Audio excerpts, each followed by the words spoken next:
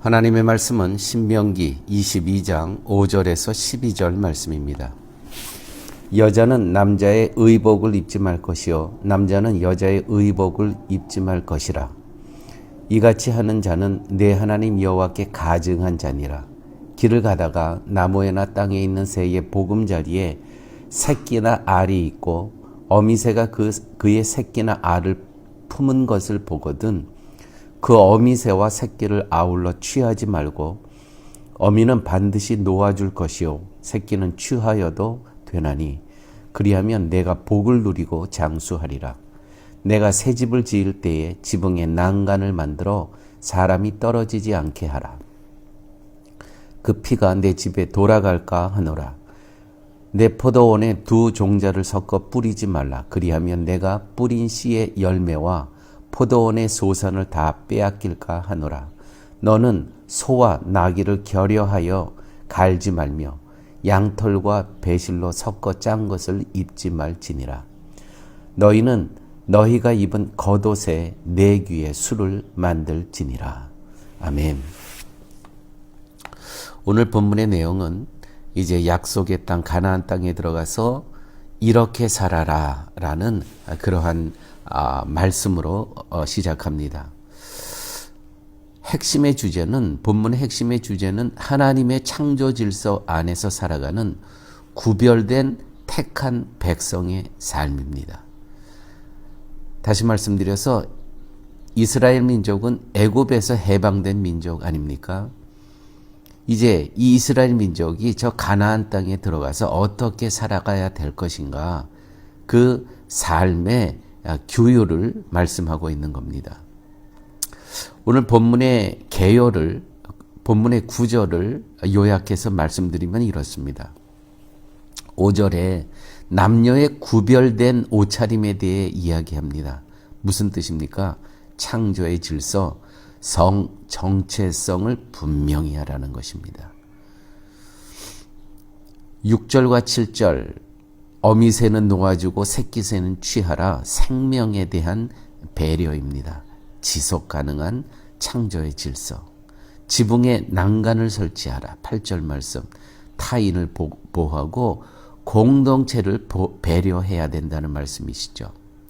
9절 11절의 말씀은 씨앗, 짐승, 옷감 이런 내용이 나오는데 혼합을 금지한다는 겁니다. 거룩은 구별되는 것이고요. 혼합주의를 배격하라. 섞는 것을, 그 이방신들과 그 문화와 섞이는 것을 혼합주의를 배격하라는 거예요. 또 12절 말씀에 보면 옷에 술을 달라 하십니다. 신앙을 표식해야 된다. 드러내야 된다. 너의 신앙을. 이와 같은 말씀으로 요약되어 있습니다. 하나님의 창조 질서는요, 무질서와 혼합이 아닌 분명한 구분과 질서 안의 조화를 추구하고 계십니다. 인간은 피조물로서 자기 위치, 지위를 지키는 것이 하나님께 순종하는 삶임을 교훈하고 있는 말씀입니다. 본문의 이 명령들은 단순한 도덕 규범이 아닌 약속의 땅에서 구별된 백성으로 살아가기 위한 하나님의 기준이라는 것이죠. 이 명령들은 오늘날 그리스도 안에서 창조의 질서를 이 땅에서 살게 하시는 하나님의 마음인 것을 우리가 알아야 됩니다. 그래서 우리 성도님들은 그리스도 안에서 이 창조의 질서를, 사단은 계속해서 혼합을 시시탄탄 요구하지만 우리는 이 창조의 질서를 지키며 살아가는 것, 이것이 하나님의 기준을 지키며 살아간다는 것 잊으시면 안 됩니다. 여러분, 오늘 본문을 통해서 남자의 옷을 여자가 입지 말라, 또 여자의 옷을 남자가 입지 말라, 단순한 복장 문제가 아닌 가치와 정체성과 하나님의 질서를 과연 순종하고 있는가? 나는 하나님의 창조 질서 안에서 나의 역할과 위치를 지키며 살아가고 있는가? 여러분, 이것을 오늘 깊이 묵상하시는 시간 되시길 바랍니다. 이건 적극적인 의미의 나의 역할. 하나님께서 가정에서는 나를 아버지로, 남편으로 세워주셨습니다. 나는 정말 이 역할을 정말 적극적으로 잘 지키며 살아가고 있는가? 또 교회에서 나는 집사로, 장로로, 권사로, 목사로 하나님께서 세워주셨습니다. 이 역할을, 이 질서를, 이 지위를 잘 지키며 살아가고 있는가? 또한 창조 질서에 기반한 구별된 삶을 살아가기 위해 오늘 내 삶에서 버려야 할 혼합은 무엇인가? 내가 세상과 섞여 있고 세상과 혼합되어 있는 그와 같은 것은 무엇인가? 여러분 한번 오늘 말씀을 기억하시면서 내가 세상과 혼합되어 있는 것은 과연 무엇인가? 끊어야 될 것은 분명히 끊어야 된다는 것이죠. 혹시 너무 세속적인 친구 있습니까? 그래서 나의 신앙과 혼합이 됩니까? 단호히 끊으셔야 됩니다. 나의 가정의 문화 가운데서 그런 혼합되어 있는 것이 있습니까? 단호히 끊으셔야 됩니다. 혹시 너무 유튜브에 몰두되어서 나의 신앙생활에 불편할 정도까지 지장을 주는 그러한 경우 있습니까? 당연히 내 신앙을 위해서 세상의 문화 끊어버릴 건 끊어버려야 되는 것입니다.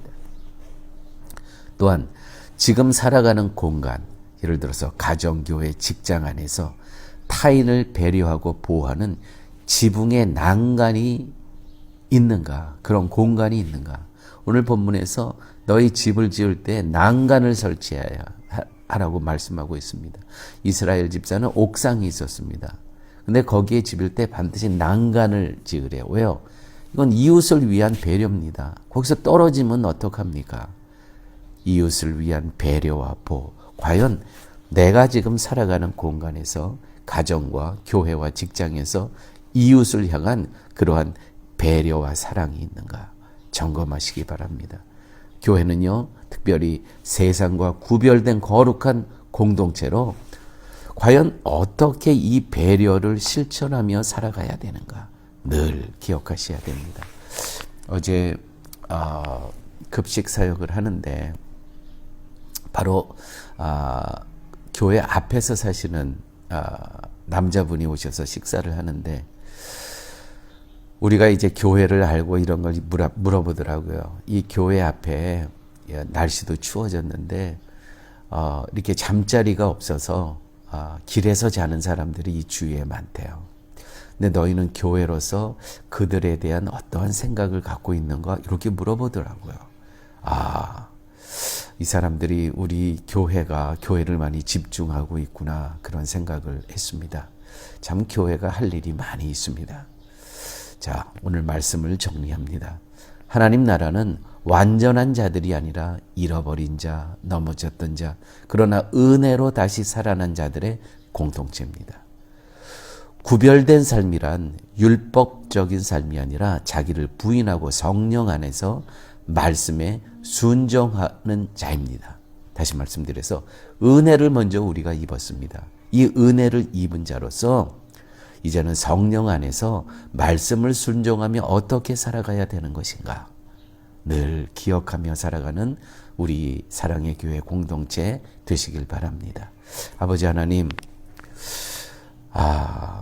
우리들의 삶 속에서 무질서와 혼합을 버리고 창조 질서 안에서 순종하며 살아가는 은혜 입은 자로서 하나님의 말씀에 순종하며 살아가는 삶을 어느 순간에나 선택하며 살아가게 하여 주시옵소서.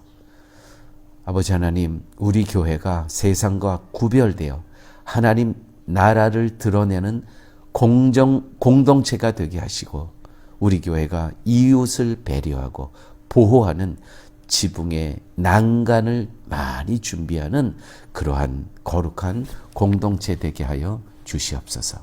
모든 말씀 예수님 이름으로 기도드렸습니다. 아멘.